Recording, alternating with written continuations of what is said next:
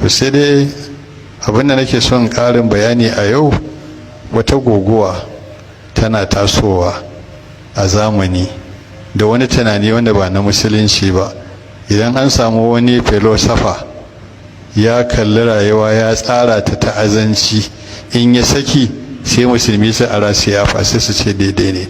Abin mamaki kuma har ba'arin wanda suke karatu sai ka ji suna mara wannan filosofi baya, suna cewa ai daidai ne, ba kuma haka ba ne. Da yawa wani suna cewa mace ba za ta yi aikin gidan miji ba dan ba baiwa ba ce. Wannan ba musulunci ba ne. Duk wanda ya hana mace yin aikin gidan miji da hidima to ya cuce ta. Dalili a nan ga awo.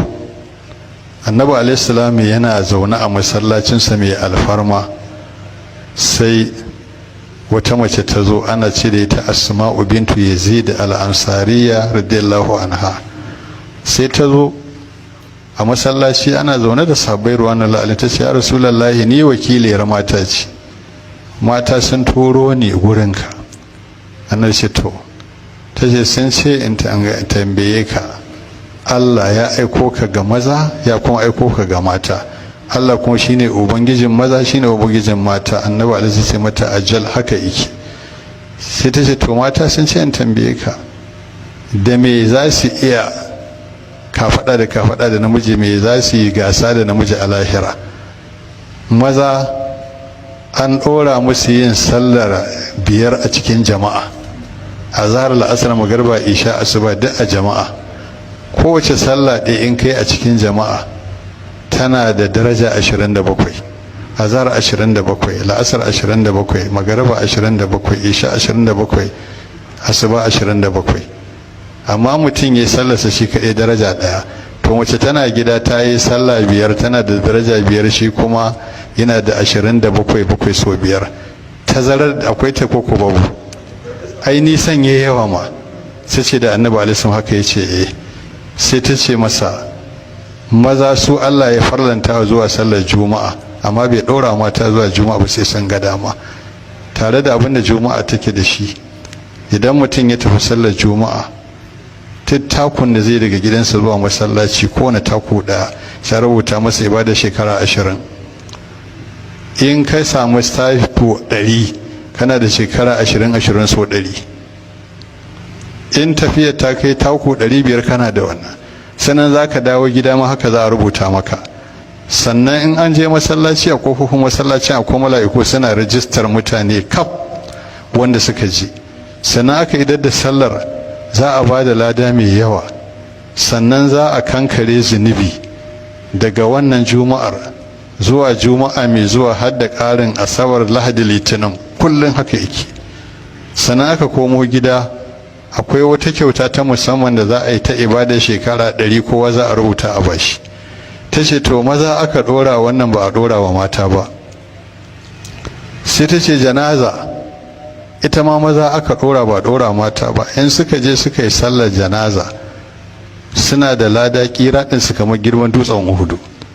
in suka raka ta makabarta aka binne suna da ƙiraɗi kamar dutsen Uhudu. annabi ya ce mata haka aka yi. sai ta ce mu ne muke yin kaɗi mai saƙa kayan da kuke samu kula da 'ya'yanku a gida, kuma jihadi wanda ya fi komai maza aka ɗora ba a ɗora mata ba.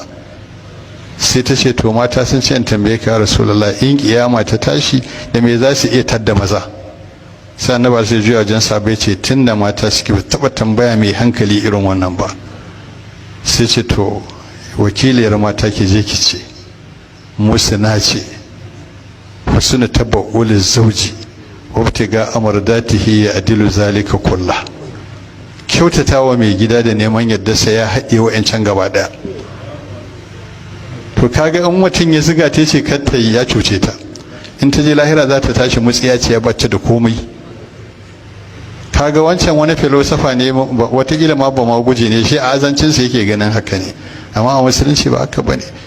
annabi sai ba da misali ga yarsa mai albarka na Fadima radiyallahu anha. ta je gidan sai na Ali radiyallahu, daman da za ka kai ta gidan miji karan gado ne da katifa wacce ake mata cushe da ganyen dabino.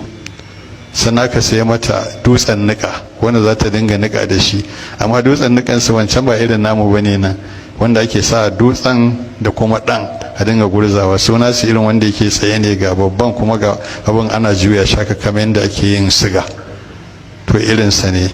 Aka sai mata dutsen nika, aka bata wannan katifa da karan gado da kuma fulo, sannan aka sai mata salka ta ruwa.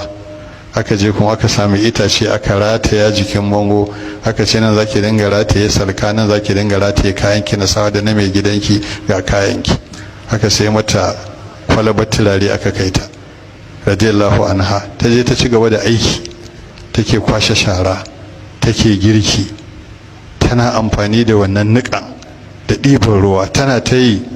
Duk kayanta suka sami ƙura, suka canja kama, hannunta ya kanta yana zuba ruwa. Sai na radiyallahu anhu da kansa ya ce, na ga mahaifinki ya samu bayi mata, je kike roƙe shi ya baki baiwa, ba wai kyauta ba, aro, ta riƙe miki aikin har lokacin da hannunki zai warware, sai bai wata koma gida, shi ke ci gaba da aikinki. Da ta je gidan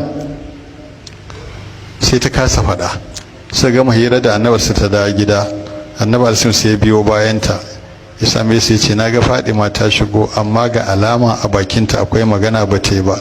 Sai na Ali radiyallahu ya ce, akwai, ni ne na sata. Me ka sata? Ya ce, na ga hannunta yana ruwa, ta gaji, na ga kana da bayi, na ce ta je ta roƙe ka ko za ka ba ta baiwa ta taya ta aiki kafin ta warke.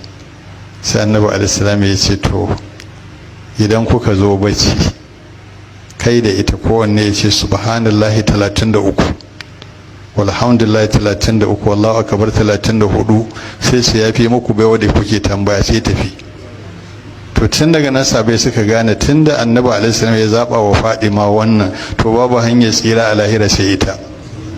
Ko yarwa ta kwatanta, ba a ce za a yi irin wancan ba, amma a kwatanta. To wannan shine abin da ake nema a gurin ya mace dangane da mai gidanta. Wannan darajar da ake samu a lahira tana nan. Maganar miji ya zama sabu wadda ake a zamani ba daidai ba ce, ya wuce haka. Da miji zai zama duk jikinsa miki ne, yana zubar mugunya, yana wari, mace ta sa harshen ta kamar yadda tinkiya take sada ɗanta in ta haifa, ta siɗe shi tas bata biya shi haƙinsa ba. Da akwai makaluki da za a yadda wa ɗan uwansa makaluki sujada, to da mace za a umarta ta mijinta sujada. So da yana da haƙƙi mai ƙarfi a kanta.